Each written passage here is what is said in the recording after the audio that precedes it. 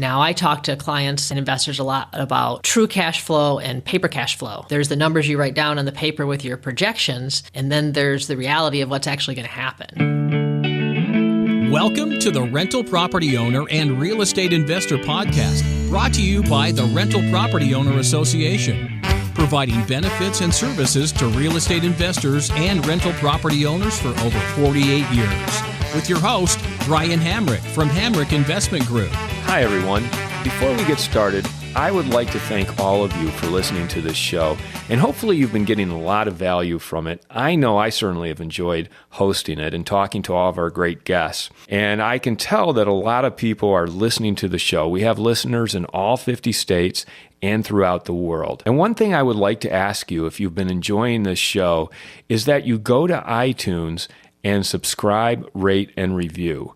By giving us a rating and a review, it really helps to drive more listeners to the show and allows us to continue providing the great content that we've been bringing to you so far. And I happen to have in front of me one of the reviews that was left on iTunes, and this is by Sincere1.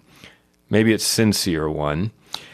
Brian and his guests have done a wonderful job of explaining the ins and outs of everyday real estate investing. They take the complex and break it down into the simple. Thank you, Sincere One. I sincerely appreciate your review and kind words. I also have another review from a listener named Mech Blue.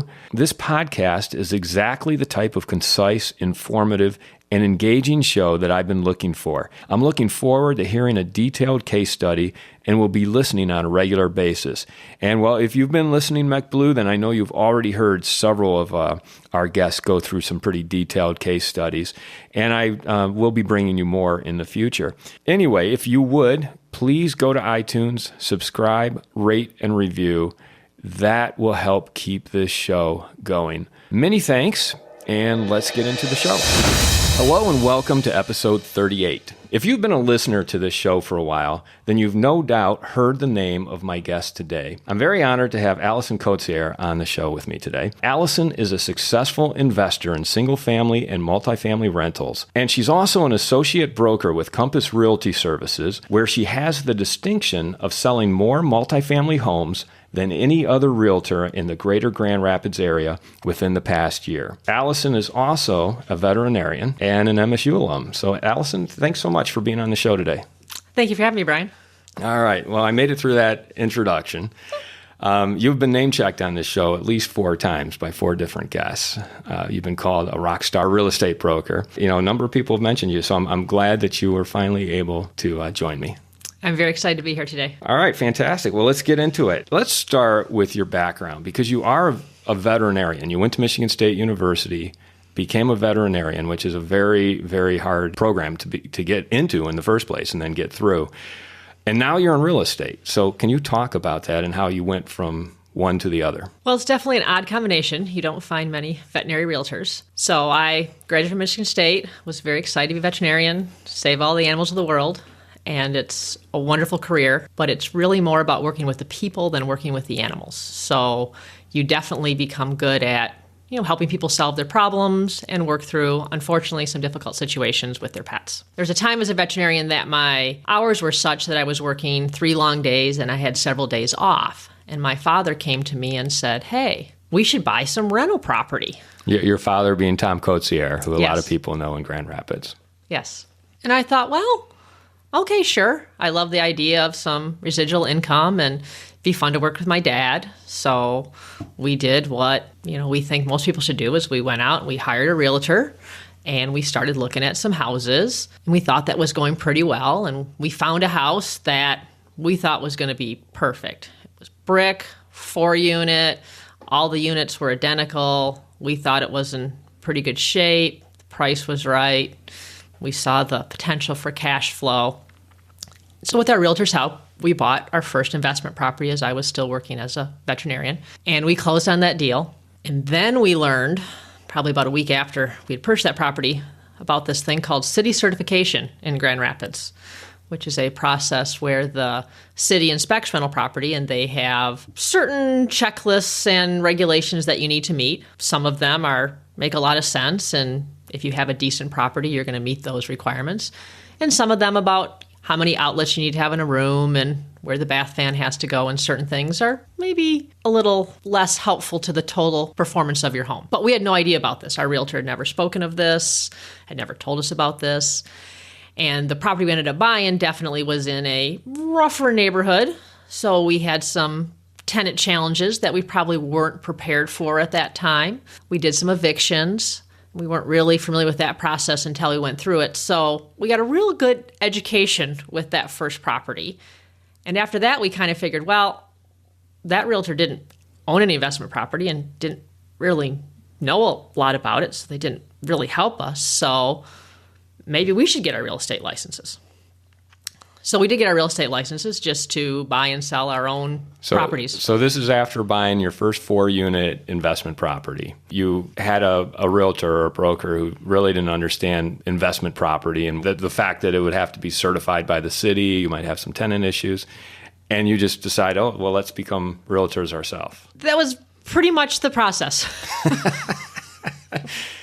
So back up a little bit, because your dad came to you and said, why don't we invest in real estate? What made him even think that? I think he'd always had an interest in real estate, and he comes from a food service background before he became a real estate broker.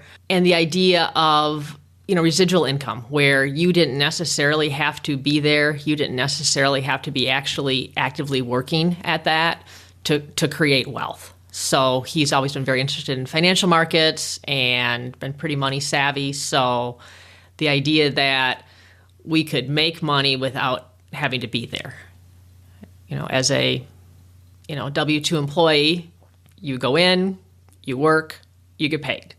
You don't go to work, you don't get paid. So I think he was hoping, one, to better his life and better my life by finding a way that we could hopefully work less and have more money. It seems like you did end up doing a lot more because you bought this investment property, realized you had some issues you had to deal with. I imagine you were managing it yourself at the time? Oh, yes. We were managing it ourselves. The one thing that we did do right was we did join the Rental Property Owners Association, and they had way more information than our realtor ever thought of having, and they were instrumental in helping us with our forms and walking us through our first evictions and giving us all the aid and answers to questions that we didn't have. Well, it's interesting because a lot of, you kind of just said it yourself, you invested for somewhat passive income. However, you ended up becoming a lot more active than I think you anticipated you would have to be. So active to the point where you said, well, let's just become realtors ourselves and make this another profession that we can get into. Did you do that out of need, or did you do that because you had the bug and you were excited by real estate? I'm not sure that my dad had actually become a realtor before I did.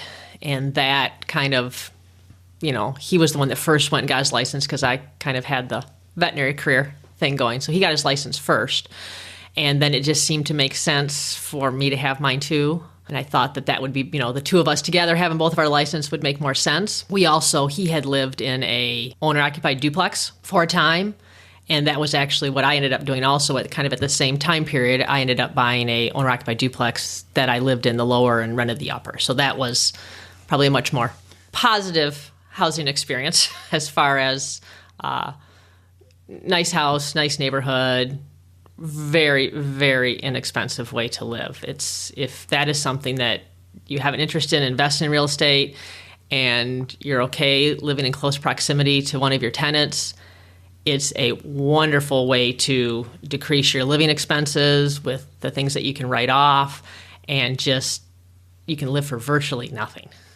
Yeah, I've had a couple guests on the show who've talked about house hacking, which is basically doing that, buying a duplex, living in one side, having your tenant on the other side pay all your bills and expenses.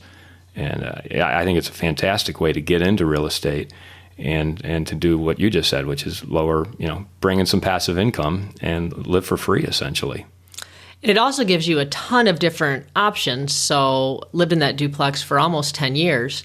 And then when it was time to get a bigger house, had a young child, the market was down. So I was able to buy the house I wanted to live in for less money, but I didn't have to sell my duplex at a loss. I was able to keep it move in a tenant to the unit I'd been living in, and it was still a great investment. So I still, own that today. Yeah, you essentially doubled your income from the duplex once you moved out of it. Correct. So it's so many upsides to that arrangement.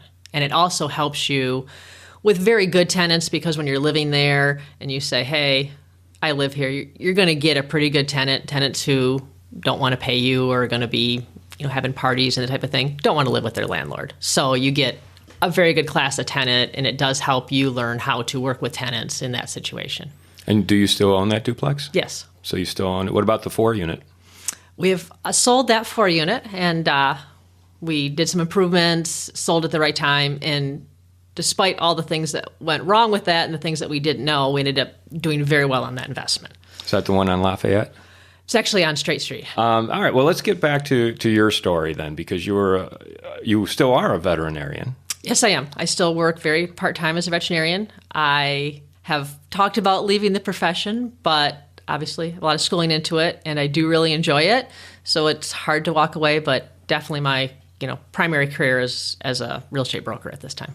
The nice thing is that real estate is allowing you to do both. Correct. That gives you a lot of flexibility. It does give me a lot of flexibility. And like I said, I think it was a really good way to learn to, work with clients. And people are very passionate about their pets.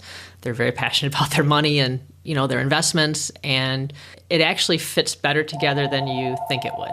So you certainly jumped in feet first into the investing and being a realtor. What made you start with a 4-unit? Because a lot of people, when they think about getting into real estate investing, they feel that a single-family house is a lot easier and safer to get into. Why did you go to 4 units right away?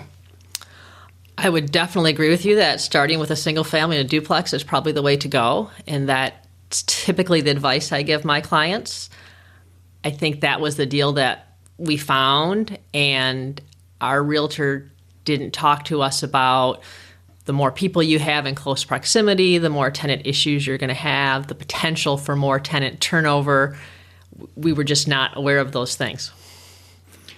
So your experience with your first realtor was really, he was just a salesman. He just helped you find a property, but didn't really prepare you for what managing that property would entail.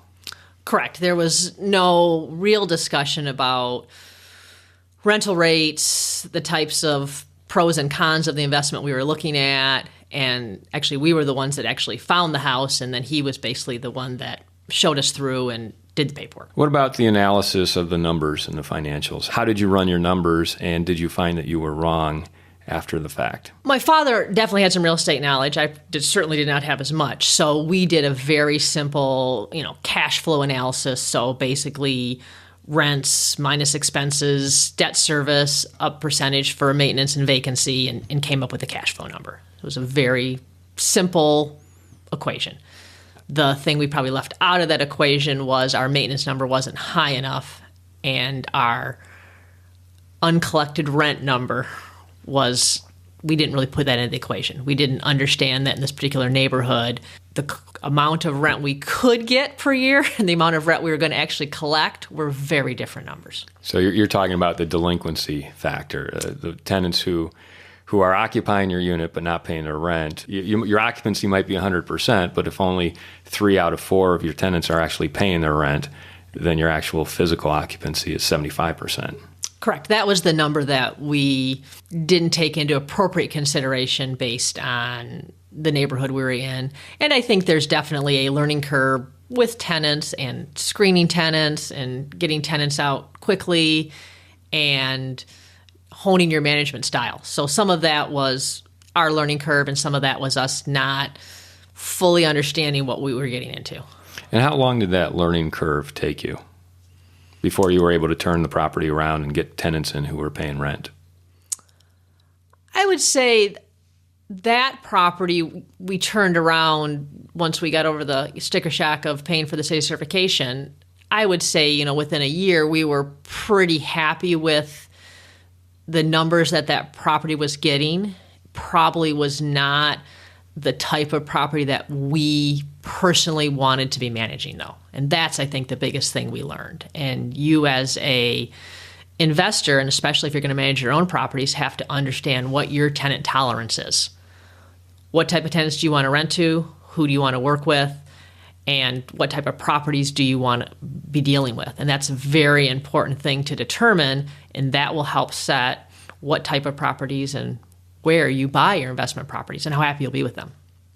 So let's talk about your portfolio, because that obviously was not your last multifamily investment. You went on to build quite a portfolio. What did your criteria become after that 4-unit? We have a very diverse portfolio. I find that with most of the clients that we work with, they seem to be single-family investors, duplex investors, side-by-side duplex. They seem to have a niche. I wouldn't say that we actually found a niche. We tended to try and buy the best available property we could find. So we have quite a few single families. We have some duplexes, some threeplexes, and some 4 units.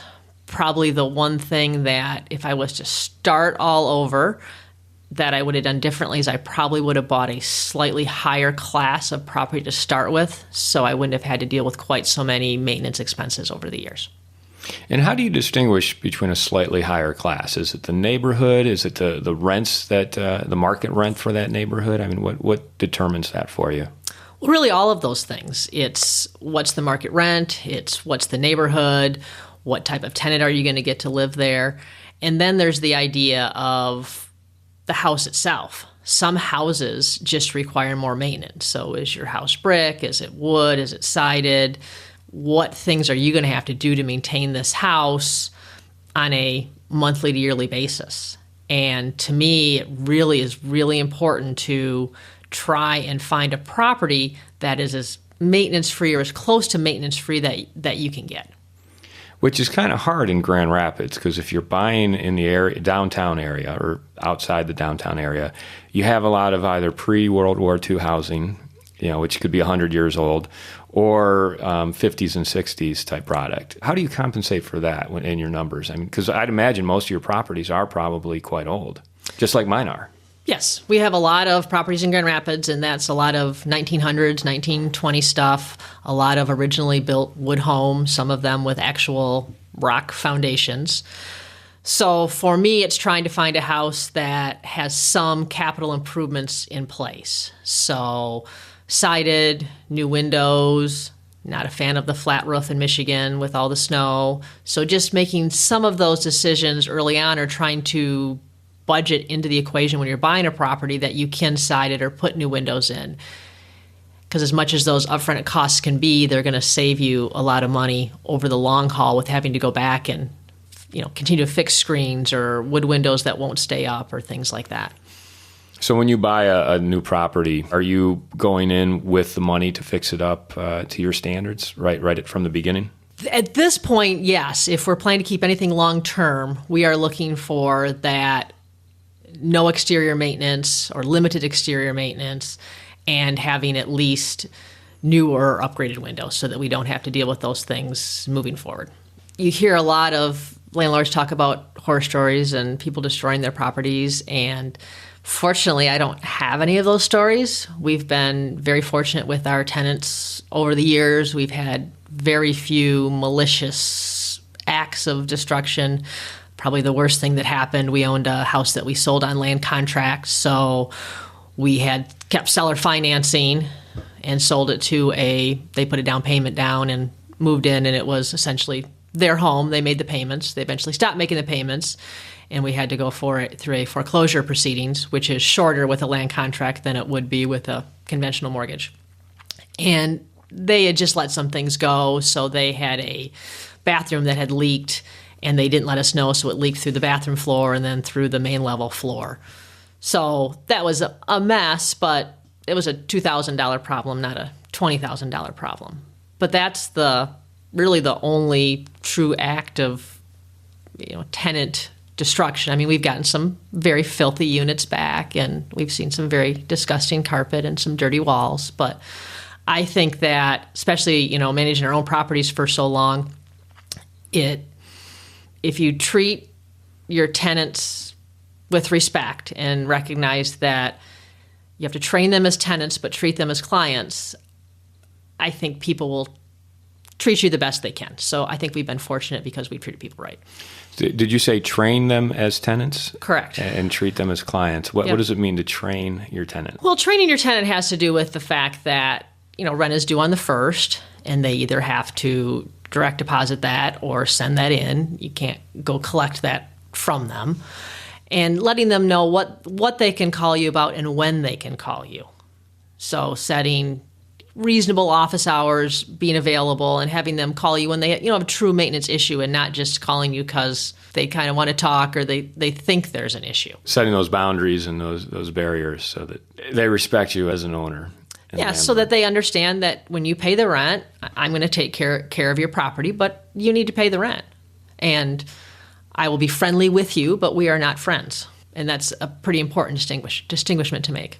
Yeah, I do notice a lot of times I see people who manage their own properties become friends with their tenants. And I think that can lead to a lot of issues, especially if those tenants take advantage of that friendship and start asking for, the ability to pay 2 weeks late. Yeah, you definitely have to remember that it is a business. And that, I think, was a learning curve for my father and I. We were probably too nice to some people in the very beginning. Let's talk about your business then, which is being a real estate broker for Compass Realty Services, and how you've taken your experience owning and managing rental property and become the #1 broker for multifamily in the greater Grand Rapids area this past year. It seems like a logical transition, and I'd imagine you're probably offering insight and services to potential investors that they're not getting from the traditional realtor. That's definitely how it evolved. My father and I have always been very involved with the Rental Property Owners Association. We've been members since the beginning, and we both sit on the board now. So when we got our licenses and we were just doing our own stuff, buying and selling our own properties, a lot of people from the RPOA would start asking us, hey, can you show us this house, or what do you think about this investment? So we started giving advice and showing some people houses, and then we kind of thought, wow, there's a lot of people, there's a need that I guess we should have known was there from our experience, but we didn't realize how big that need was and how few realtors out there actually own investment property or can talk about it as far as, what can you really get for a rental rate here? What kind of tenants are you going to attract? And Grand Rapids is a extremely pocketed city from block to block, and what type of tenants will you get here versus there, and how can you, for what you want to do as an investor, reach your goals. And that's what I think is really important. So what's the process you go through with if someone comes to you and says, I'm looking to buy a duplex or an investment property? If they're a complete newbie and they've never bought anything before, what's the process you take them through? What kind of questions do you ask them? Well, the first question is, why do they want to own investment property and what are they trying to do? And you'd be surprised at people's answers. Some people want to quit the job they have. Some people want to put a kid through school. Some people want to have some retirement income. Some people are just looking to diversify their investments. So depending on what that goal is and how quickly they want to reach that goal determines a little bit on what properties might lend itself better to that. What are some of the combinations? Like if someone if they want to quit their job, they're looking to make enough money from real estate to quit their job, what would you tell them? First thing I tell people about real estate, because I think a lot of people think they're going to buy an investment property and quit their job, is I tell them that investing in real estate is a marathon and not a sprint. And it's not something where you're going to buy 2 or 3 properties this year and quit your job. So if that's their goal, I try to talk to them about why that probably isn't going to work and how many properties do they really need to do that. How many properties do that? I mean, what's the combination? What's the magic combination? Because I'm sure there are people out there listening right now who would love to quit their job, would love real estate income to take the place of their job income. Rarely do you hear anyone say, well, you need to have this many properties to get to where you want to be. I mean, what's the combination? What's the magic secret? I wish I had the magic secret, but a lot of that depends on a person's own goals. So for some people, $40,000 a year, if that was, what they could have at the end of the year, they would be happy with that.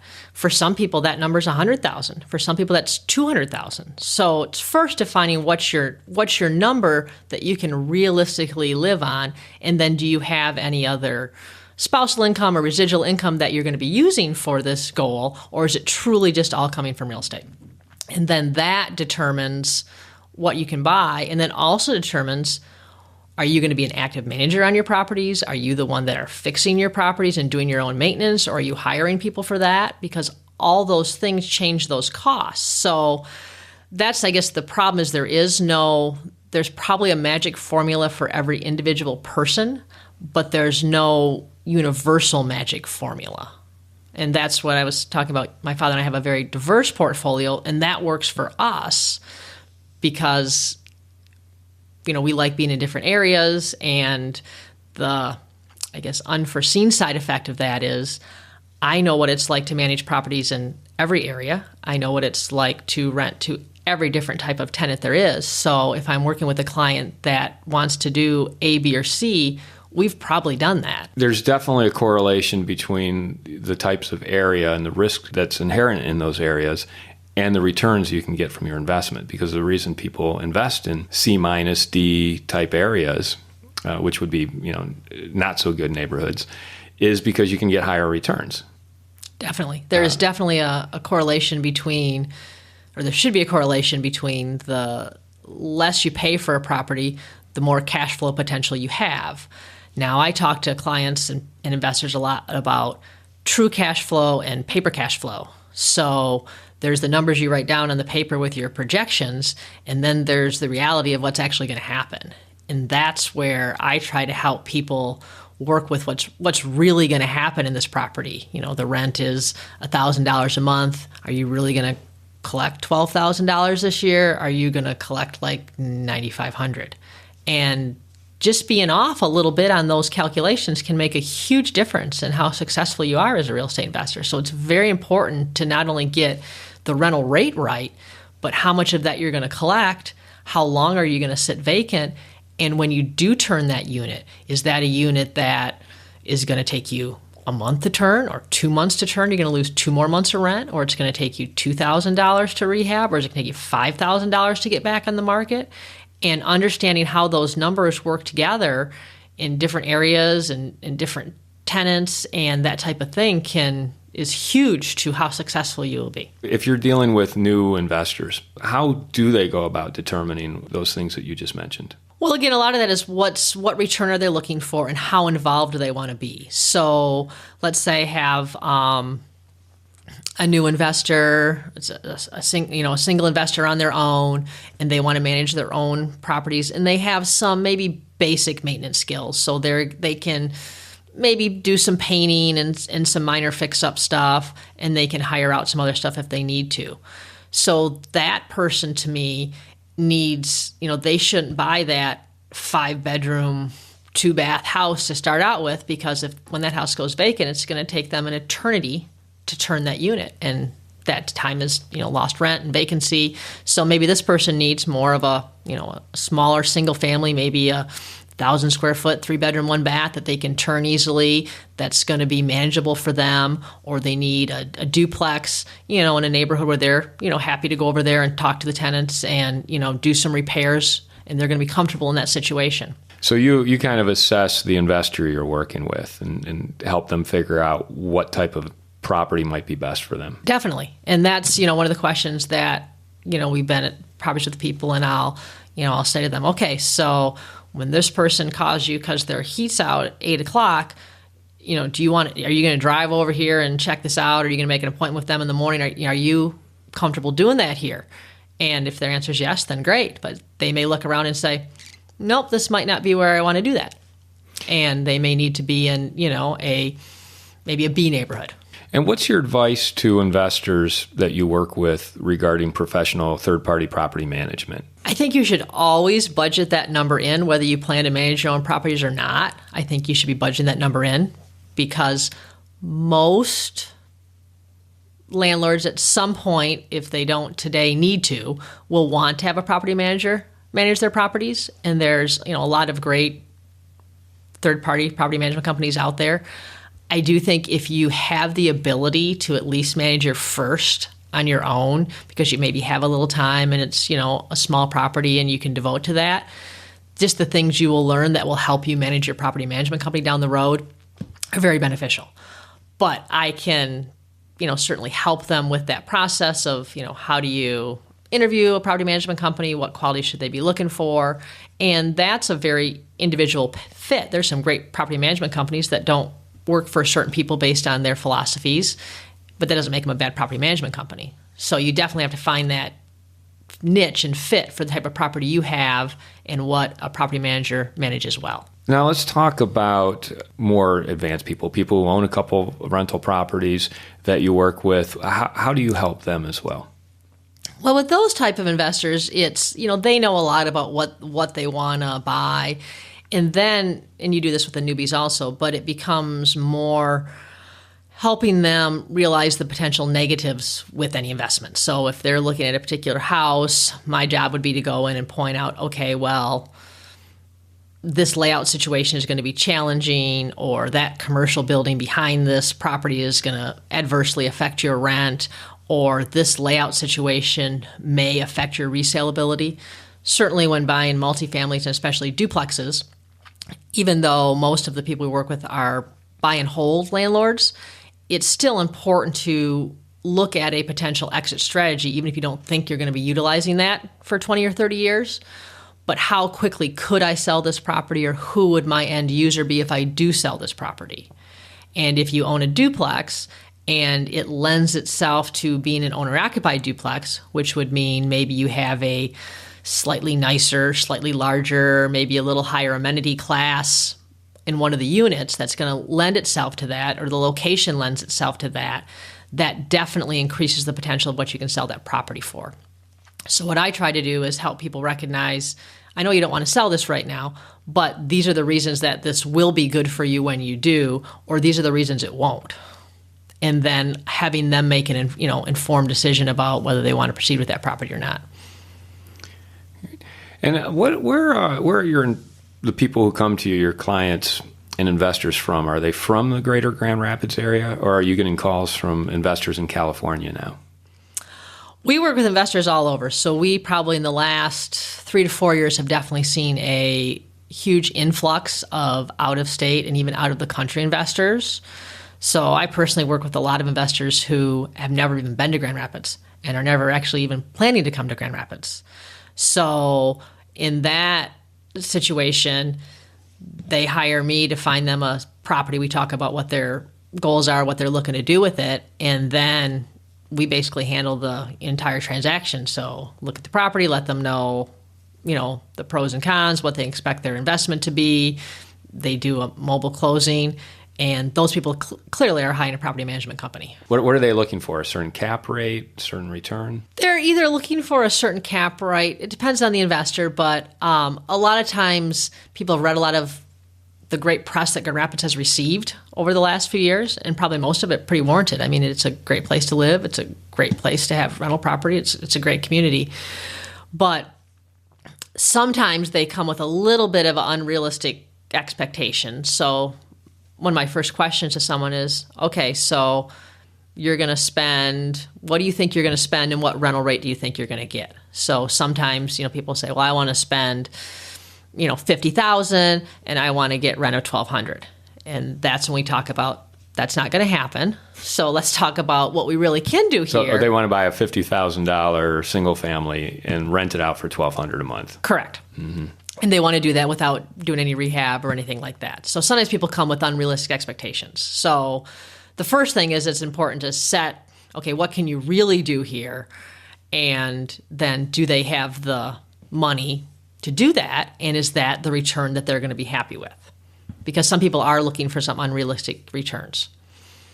So let's talk about realistic and unrealistic returns. I mean, we're talking in September 2016 right now. So it changed. Yeah, every 12 months, what's realistic and what's unrealistic changes, or it could be even quicker than that. But correct. What is a realistic return? What's a realistic investment and a realistic return that you can get here in Grand Rapids? Well, I think definitely 10 to 15% is a very realistic return. That's cash, like a cap rate or cash on cash? Probably or? cash on cash. Cash on. So that's a leverage 10 to 15%. Correct. And depending on the investment, that can be more or less. And that, again, depends, on how involved the client wants to be and, how much they're going to spend. Because certainly if you're buying a more expensive property, that return might look a little smaller in the beginning, but sometimes those things will equal out over time, meaning that if you buy a less expensive property but your maintenance costs are higher, or you buy a more expensive property with less maintenance costs, those investments may be very similar after 5 years. Spend a little bit more, you might get a nicer property that's going to be probably less get a nicer costly property over the long term. And less hassles. So what are some of the unrealistic expectations that someone might call you with? Well, I think when we had the downturn, you could buy properties for $30,000, $40,000, sometimes even less, and put $10,000, $15,000 into them and have a pretty nice property that was at that time going to rent for probably $750 to $800. So I think sometimes people come thinking that Grand Rapids, although we have still great prices compared to some of the other areas, they're not that great anymore. It's really hard to buy a property under $50,000 in Grand Rapids that doesn't need quite a bit of work, or you wouldn't want to put quite a bit of work into. And that's what I always tell my clients is the best way to secure your investment. And as more people buy rental property in Grand Rapids, you are going to, see rents maybe flatten out a touch, and you are going to see, rental inventories go up. Because certainly in the recessional area, you were seeing landlords buy houses that were traditionally owner-occupied, and they were turning them into rental property. And you're actually seeing the exact opposite of this now as some landlords get out of the business. They're taking what used to be rental property, and they are now selling them to owner-occupants. So I think inventory in rental property has shrunk a little bit. So I always tell my clients, if you can make sure that you're renting that slightly above average property as far as amenity grade, quality, cleanliness, you will always have a quality tenant that you can rent to. The rental market in Grand Rapids, it's projected to increase. Yes, I believe they're talking about the downtown area still being, even with the construction that's going on, probably 3,000 to 4,000 units underserved currently. So there certainly tends to be a need in Grand Rapids for rental property. Most of what's being built currently, though, is apartment complex type things in the downtown area. I think, some of my clients always say, well, it's my home in Wyoming or Grand Rapids, just in a regular neighborhood, who's going to want to live there? And I think there's always going to be people that want to live downtown and enjoy that lifestyle. And there's always going to be people who want to have pets and kids and have more of a yard and that type of situation. So I think that there's room for everyone in real estate. And that's the thing that's really unique about real estate is you can be very successful running single family houses. You can be very successful buying apartment complexes, and everything in between. So one of the things I wanted to ask you is about the difference between investing in single-family rentals and multifamily rentals. Well, that's interesting because typically when I talk to people, they usually come to me with an idea that they want to own either single families or they want to own small residential multifamily, so 2 to 4 units.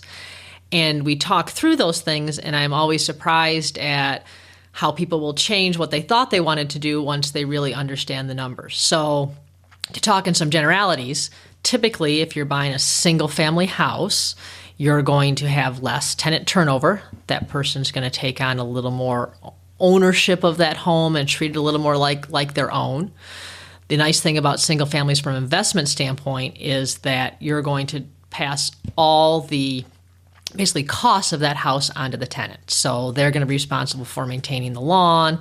They're going to be responsible for shoveling the walks. They're going to pay all their utilities. Pay all their own utilities, including water, which typically in a multifamily situation, the landlord's going to pay. And you also have a little better exit strategy, meaning that it's all things being equal. If someone has 10 single-family houses or they have 10 duplexes and they call me tomorrow and say, Allison, I want to move to Tahiti and I need to sell all my property, I can probably sell those 10 single-family houses quicker for them than those 10 duplexes. Now, having said that, there's an extreme shortage of multifamily houses in Grand Rapids, so that's probably not quite true today, but I think universally over time, that's going to hold true. So let's say you have a typical 3-bedroom, 1-bath home in Grand Rapids, and that's going to rent for, we'll say, $1,100. So as a investor, you're going to get your $1,100, you're going to pay property taxes, you're going to pay insurance, and then you're going to have a debt service or not a debt service, and then you can figure in based on the property and what type of maintenance vacancy you expect, but those are your only expenses. So you're not subtracting many actual expenses or costs off of that rent number. When you own a duplex or a smaller residential multifamily, you're dealing with more tenants and space. And unfortunately, people sometimes when they live close together can't get along. So you probably get more calls from a duplex, and that's going to just ramp right up the more units you have. So duplexes, because there's only 2, and especially in the side-by-sides, people have a little more space, so those are usually pretty reasonable. But you're definitely just in a 4-unit, you're going to get a lot more tenant calls and just tenant arguments or disagreements. You're going to be bothered more with a 4-unit than you will be with a duplex. But so in that duplex, you're going to have smaller, obviously, per unit rental rates. So let's say you have a typical 2-bedroom, 1-bath duplex. Both units are pretty similar, and you're going to rent those for, let's say, $750 a side. So now you have $1,500 worth of rent there. But in a duplex, probably your water's not split, so you're paying a water bill. Probably a lot of landlords will choose to pay trash in a duplex just to make sure that that trash is getting taken care of. And most landlords will maintain the lawn in a duplex situation. So by the time you take those costs away from your $1,500 in rent, you're not as far away from that $1,100 investment as you might have thought you were going to be with a duplex. I think a lot of people think when you buy a duplex, the cash flow is so much more than a single family. And it's not necessary. I mean, usually there's more cash flow there, but when you take out the expenses, they might not be as far apart as you think, especially with single-family rents on the rise at this point and being higher than we've ever seen here in Grand Rapids. Yeah, we've definitely seen some rent appreciation here in Grand Rapids over the past 4 or 5 years. But you have a portfolio that has single-family and multifamily. I mean, how many units do you have? We probably have close to 50 units. Okay, so between you and your father. Correct. Because you guys are partners. What's the ratio between single family and multifamily? We probably have about 15 single family houses.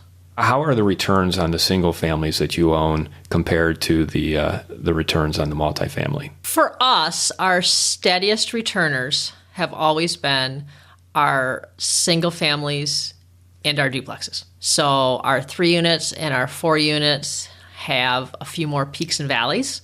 To me, if you're going to own a 4 unit, it really has to be the right 4 unit, because just the tenants and space and the maintenance costs and the turnover, you have to really manage those very aggressively to get the returns you want. Those numbers change when you get into 40, 50 units, maybe even 20 units, then those numbers change. But I think sometimes that 4 unit, it really has to be the right 4 unit and managed pretty aggressively to get the returns you thought you might get. People always say to me, because we do have a diverse portfolio when I'm talking with new investors, they say, well, you own a lot of properties. What do you like the best? And it's interesting because there's so many factors that go into what makes a great investment property. So if I had to rank my favorite properties that we own, I would actually pick 1 single family that we have, 1 duplex we have, and 1 4-unit that we have. And the reasons I like all of them are different. The duplex, we bought it at the right time, so we paid very little for it, put quite a bit of money into it, but we've had the same tenants in there the entire 5 years we've owned it. We have probably a little bit under market in rents, probably in more of a C- to D+ area, but we have had no turnover. We have had no maintenance costs, and we hardly hear from the people. So from a hassle standpoint and a return on investment, when you're not putting any maintenance costs into it because, nothing's getting broken and you fix the things when you got it. That just really makes no turnover. That really makes your investment look really great. And then we have a single family house that we actually just bought recently. So actually paid more for it than I've paid for any single family home. But it's all brick, 5-bedroom, 2-bath, college rental that's set up just perfectly. So every bedroom has a closet in the bedroom, and then they have actually a closet outside. So it's just ideally set up for what and who we want to rent to. So it's very easy to rent. We get a premium rental rate from college students for that. So that's also been a great investment. So you bought that recently? We did. Bought last year. What'd you pay for it? We paid $102,000 for it, which seems like a ton for a single-family house for someone who bought most of their single-family houses when the market was down. When you could buy a single family for $20,000, $30,000. Correct. So that seemed like a lot of money. Okay, so you bought it for $102,000. What neighborhood is it in? It would be what I would consider probably actually a B+ to A- neighborhood. And the only reason we were able to buy it at that price, so probably a similar house in a slightly different location in that neighborhood, probably would be 150, 160. This particular house sits where major highway on and off ramps are. So it's very busy in front of this property. So it probably is not as conducive to owner occupants wanting to own this particular house and the immediate houses that are adjacent to it. So it's more suited for college students then? Correct. So has plenty of parking. It's, like I said, it's a brick house. All the windows have been updated. The roof was new when we bought it. And we negotiated that the seller would put in a new furnace when we purchased it. So all the basic capital improvements were done and, good for the basically next 20 years. And is it walkable to downtown and the colleges, universities? It's on the outskirts of being walkable. As downtown is pushing west in Grand Rapids, it will become more walkable. It would be close to John Ball Park, but it's mainly kind of located between Grand Valley's kind of Allendale campus and downtown, much closer to downtown. But it lends itself very well to students that are going between those two campuses based on its location. And it has a convenient layout as far as common space and enough space for students to be close if they want to, but find space if they don't want to be close. Are you charging per door, or are you just charging one lump sum? Well, I believe, the students are going to be splitting that up per bedroom. We're running that for $1,850 a month right now. And it was pre-leased even before, the true season started. So it was pre-leased in February. And so basically the current tenants moved out and the new tenants moved in. Also, when we purchased it, the current rent when we purchased it was only $1,300. So we purchased it, they were under market for rent at that time, and we did very little because it was pretty much ready to go, and then increased the rent. So you had a $550 upside on rent there. Correct. And the nice thing about this to me is, and this is what I always talk to, I think investors don't look enough at future costs and maintenance costs. So not only did obviously the upside of rent work for us, but just I know based on how this property is set up and what's been done to it and how we bought it, we're not going to have to put very much money into it in the foreseeable future. So that's going to make those numbers that we have each year better. So when you kind of look at the first blush, okay, that's a lot of money to pay, but when you look at the rent that you're going to get and the return and the expected low maintenance costs, it turns out to be a pretty good investment. Yeah, and your costs would be maintenance, which is pretty low at this point, possibly management. Are the tenants paying their own utilities? Tenants are paying their own utilities. They're in charge of trash, lawn, water, snow. So we have no monthly. You basically have principal, interest, taxes, and insurance. Correct. Did you finance this? We actually did a 1031 exchange. So we sold a 4-unit property we had south of Grand Rapids, and we took those proceeds and put them into this property and then got a loan for the balance. 1031 exchange. Let's talk about that, because that might be a new concept to some of our listeners. So a 1031 exchange allows you to defer your gains. So you own a property, and let's say your gain was going to be $30,000. The government is going to tax you on that $30,000 in the year that sale was made. But let's say your plan is to buy more investment property with it anyway. You don't have another use for that $30,000. So you do what they call a 1031 exchange. So you have to identify properties that you're going to buy with the money, but when you close on the property you're selling, that money is basically held in escrow. And then when you close... And you have what, like 90 days to identify property? I believe you have about 90 days. Mm-hmm. So you have 90 days to identify a property, and then another, 90 days to actually close on that property? Correct. Okay, so did you know what property you were going to buy once you sold the 4-unit, or how long did it take you to identify this one? We actually had the 4-unit already for sale when we found this property, and actually this was a property that a client of mine was going to purchase, the brick 5-bedroom property. A client of mine was going to purchase, and at the last moment she backed out and said she couldn't move on with the sale. And I said, well, it's a good property. I don't want to see you miss this. And she goes, I know it is, but I just can't do it right now. So I said, well, I wasn't really looking to buy a property, but the numbers work, so are you okay with me purchasing? She goes, oh, that would be great. Enjoy it. So it kind of fell into place that the 1031 exchange worked for us. So we kind of had a sale already in process when we identified the property. So in this case, the identification aspect of the 1031 exchange for us was very easy. So you sold your 4-unit, and I take it your profit was enough to just roll it right into this single family. Correct. Yes. So we had no out-of-pocket cash from us to change that. So, Was there any profit above and beyond that? Because you would think a 4-unit would be worth more than a single family house. You would. This particular 4-unit was in a fairly rural area, and we had actually sold it on a land contract. We had bought it pretty distressed, and we had sold it pretty distressed, and the land contract person had left it pretty distressed. Okay, so it was a distressed 4-unit. Yes. But you were able to sell it for enough that you could roll it right we were able to sell this. it for a profit and roll that into the... So from our standpoint, we basically had a,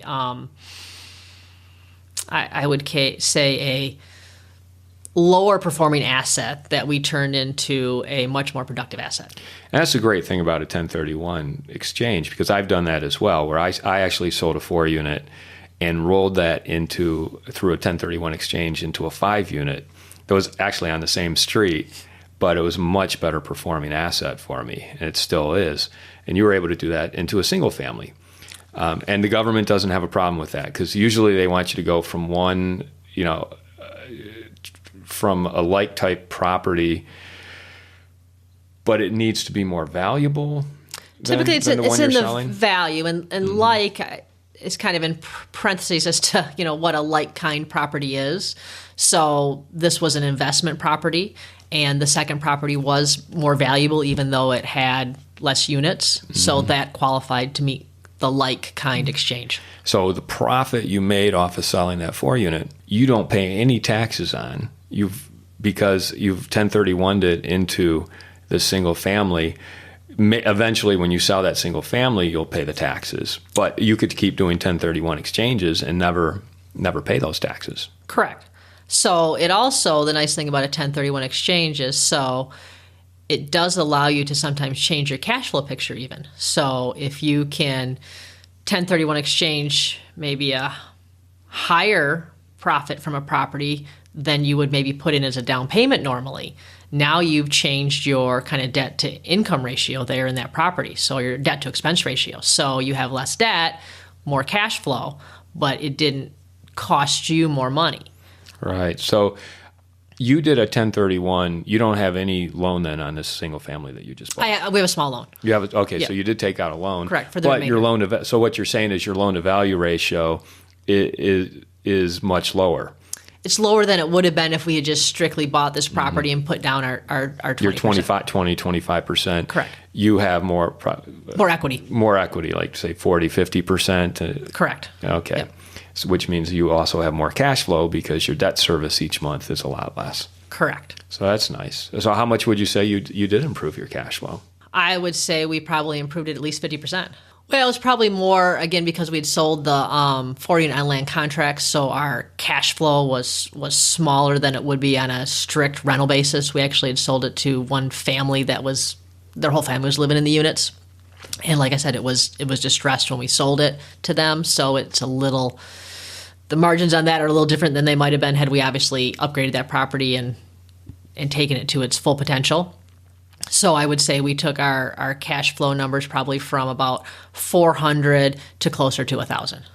That's fantastic. So that's great. Yeah, and it cost really. I mean, there's always a cost, but there was no true out-of-pocket costs to us to make that exchange. So you basically increased your income by about $7,200 a year, your cash flow. Correct. And we now have a more valuable asset. Like I said, the asset that we sold was distressed. Mm-hmm. And we now have, a very nice home in a, very nice neighborhood. Do you work with investors then who are also doing 1031 exchanges? Yeah, we definitely do. We don't, the 1031 exchange process itself is typically done by a third party. So we talk to our clients about how those work and we put them in touch with the people, but we don't actually administer the 1031 exchange. Yeah. By the way, it's very important if you are thinking of doing a 1031 exchange that you talk to the intermediary, a third-party intermediary, before you sell your current property. Because I've talked to people who have sold a property and then decided they wanted to do a 1031 exchange, but by then it's too late. So if you are considering doing a 1031 exchange, find that third-party intermediary first before you sell. Definitely. Otherwise, it's too late because once your hands are on that check and the money's taxes in your pocket, you're paying taxes on it, right? As we wrap it up here, what advice do you have for people who are looking to get into real estate investing and those who are already in real estate investing and want to take it to the next level? Well, I definitely think that a big part of real estate investing is networking and making sure that you're working with the right people. So it's especially important for the people who are thinking about or considering investing in any type of rental property that you talk to people who either are doing what you want to do or know how to do what you want to do, and just making sure that you're working with those people. And kind of along the same lines for, I think, the more advanced investors, I work with the Rental Property Owners Association on a mastermind group where there's a group of investors that have been investing for probably 10 plus years collectively into all kinds of different investments.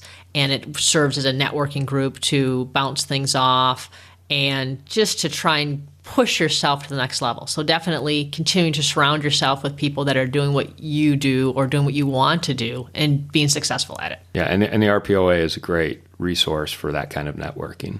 And what other resources, books, or information is out there that you would direct people to? Well, I definitely think there's a lot of really good books out there by a number of different artists, or different authors. I think it's very important, though, to recognize that some of those people are actively doing those things and some of those people are not, and that not everything works in every market, and markets are very specific. Allison, thanks so much for taking the time to talk to me today. I've enjoyed our conversation, and I know our listeners are going to get a lot out of it, so thank you very much. Thank you, Brian. You've been listening to the Rental Property Owner and Real Estate Investor Podcast, brought to you by the Rental Property Owner Association.